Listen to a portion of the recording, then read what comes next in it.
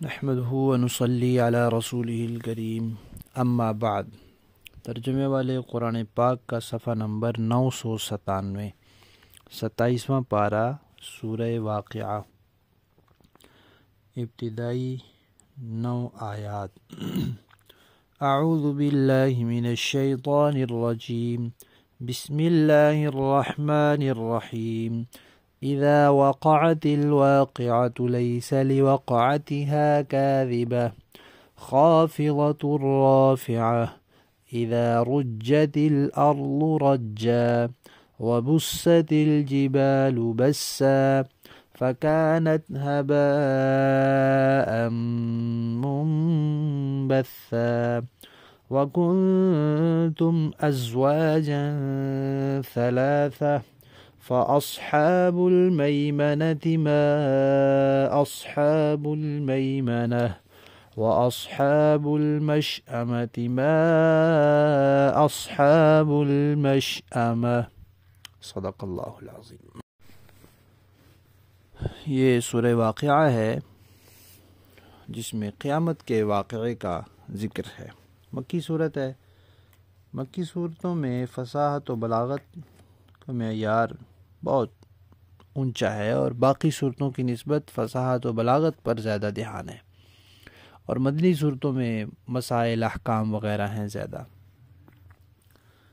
تو اس میں یہ فرمایا کہ جب واقع ہونے والی چیز واقع ہو جائے گی، یعنی جو واقعہ پیش آنا ہے وہ پیش آ جائے گا، جس کام نے ہو کر رہنا ہے وہ ہو جائے گا، تو اس کو کوئی جھٹلا نہیں سکے گا، یا اس کے واقع ہونے میں کسی قسم کا کوئی جھوٹ نہیں ہے۔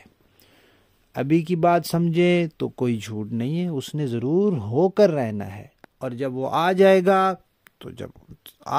تو پھر کوئی جھٹلا نہیں سکے گا، کوئی انکار نہیں کر سکے گا کہ نہیں کوئی قیامت نہیں ہے۔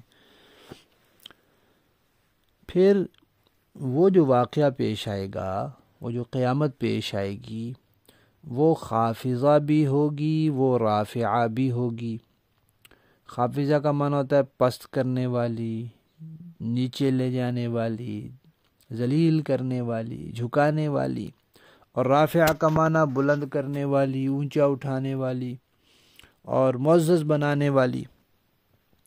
اور اگر دونوں کو ملا کر دیکھیں تو وہ تہ و بالا کرنے والی ہوگی، دنیا کا سارا نظام درہم برہم کرنے والی ہوگی، تہ و بالا کر دینے والی ہوگی۔ ہر چیز ٹوٹ پھوٹ جائے گی، فنا ہو جائے گی، ختم ہو جائے گی۔ ہوگی کیسے؟ کہ جب زمین ہلا دی جائے گی۔ قیامت کا زلزلہ، شدید ترین زلزلہ، بھونچال اور جھنجھوڑنا زمین کا، زمین جھنجھوڑ دی جائے گی، ہلا دی جائے گی، اور پہاڑ بالکل ریزہ ریزہ ہو جائیں گے۔ پہاڑوں کے بارے میں پہلے بھی یہ بات گزر چکی ہے کہ قرآن پاک میں کہیں آتا ہے وَسُيِّرَتِ الْجِبَالُ، پہاڑ چلا دیے جائیں گے، کہیں ہے پہاڑ گرد و غبار بنا دیے جائیں گے۔ تو پہاڑوں کے بارے میں قرآن پاک میں یا احادیث طیبہ میں جو باتیں آئی ہیں ان کو سامنے رکھ کر یہ معلوم ہوتا ہے کہ پہلے پہاڑوں کو ایسے ہی اڑا دیا جائے گا۔ اتنے بڑے بڑے پہاڑ، کئی کلومیٹر لمبے پہاڑ، اور کتنے اونچے اور کتنے یعنی کہ چوڑے پہاڑ، کتنے وزنی پہاڑ، یہ اڑ رہے ہوں گے ایسے جیسے روئی کے گال اڑ رہے ہوتے ہیں، یا ہوا کے دن شاپر اڑ رہے ہوتے ہیں، ایسے اڑ رہے ہوں گے۔ اور پھر اس کے بعد ان سب کو کوٹ پیس کر گرد و غبار بنا کر اڑا دیا جائے گا، اور پھر زمین کے اندر جو اونچائیاں ہیں، ٹیلے ہیں، پہاڑ ہیں، وہ تو سب اس طرح گرد و غبار بنا کے اڑا دیے جائیں گے، اور جو نچائیاں ہیں، سمندر ہیں، گہرائیاں ہیں، کھائیاں ہیں، گڑھے ہیں، وہ یہ گرد و غبار سارا جا کے ان میں بیٹھ جائے گا اور زمین ساری برابر ہو جائے گی۔ گویا زمین میں جتنی گہرائی ہے اتنی اونچائیاں ہیں۔ گہرائیوں کی مٹی پہاڑوں میں آئی ہوئی ہے، یہی مٹی جب واپس اپنی جگہ پر چلی جائے گی تو ساری زمین برابر ہو جائے گی بالکل۔ تو یہاں اس بات کا تذکرہ ہے کہ پہاڑ ریزہ ریزہ ہو جائیں گے اور پھر اڑتا ہوا غبار ہو جائیں گے۔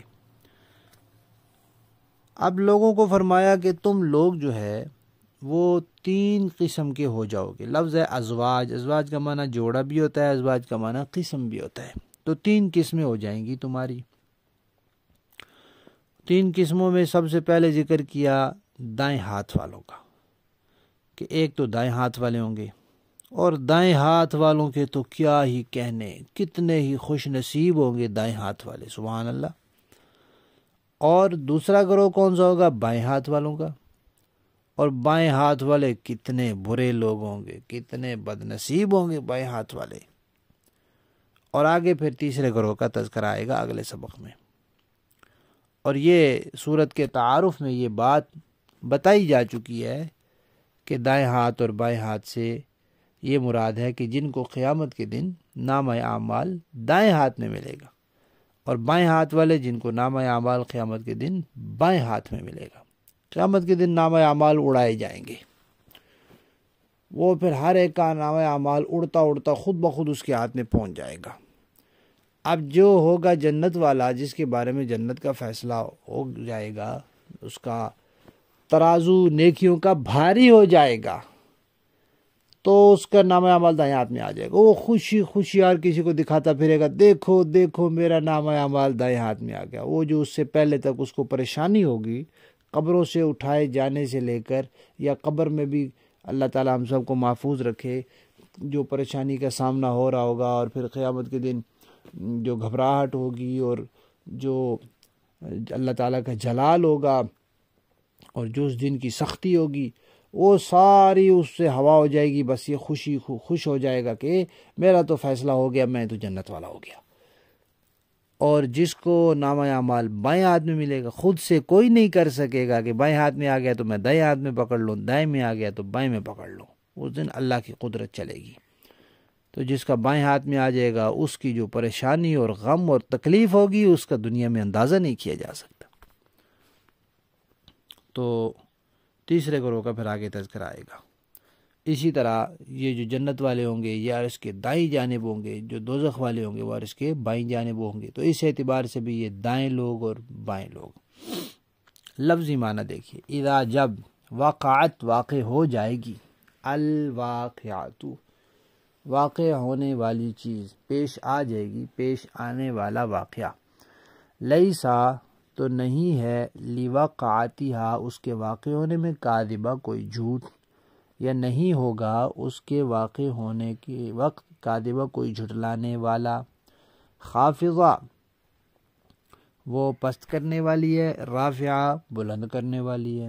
اذا جب رجت ہلا دی جائے گی، الارض زمین، رجا ہلایا جانا زمین کو، وبست اور ریزہ ریزہ کر دیے جائیں گے، الجبال پہاڑ، بسا ریزہ ریزہ ہونا، فکانت پھر ہو جائیں گے وہ، ہباء غبار، منبثا اڑتا ہوا، وکنتم اور تم لوگ ہوگے، ازواجن قسمیں، ثلاثہ 3، فاصحاب المیمنہ تو دائیں طرف والے، دائیں ہاتھ والے، ما اصحاب المیمنہ کیا ہی خوب لوگ ہوں گے دائیں ہاتھ والے، واصحاب المشأمہ اور بائیں ہاتھ والے، ما اصحاب المشأمہ کتنے ہی برے ہیں بائیں ہاتھ والے۔ با محاورہ دیکھیں جی، اذا وقعت الواقعہ جب وہ ہونے والا واقعہ پیش آ جائے گا، لیس لوقعتها کاذبہ تو اس کے پیش آنے کو کوئی جھٹلانے والا نہیں ہوگا، خافضۃ رافعہ وہ ایک تہ و بالا کرنے والی چیز ہوگی، اذا رجت الارض رجا جب زمین ایک بھونچال سے جھنجھوڑ دی جائے گی، وبست الجبال بسا اور پہاڑوں کو پیس کر چورا کر دیا جائے گا، فکانت ہباء منبثا یہاں تک کہ وہ بکھرا ہوا غبار بن کر رہ جائیں گے، وَكُنْتُمْ أَزْوَاجًا ثَلَاثَةً، اور لوگو تم 3 قسموں میں بٹ جاؤ گے. فَأَصْحَابُ الْمَيْمَنَةِ مَا أَصْحَابُ الْمَيْمَنَةِ، چنانچہ جو دائیں ہاتھ والے ہیں کیا کہنا ان دائیں ہاتھ والوں کا. وَأَصْحَابُ الْمَشْأَمَةِ مَا أَصْحَابُ الْمَشْأَمَةِ، اور جو بائیں ہاتھ والے ہیں کیا بتائیں وہ بائیں ہاتھ والے کیا ہیں. صدق اللہ العظیم.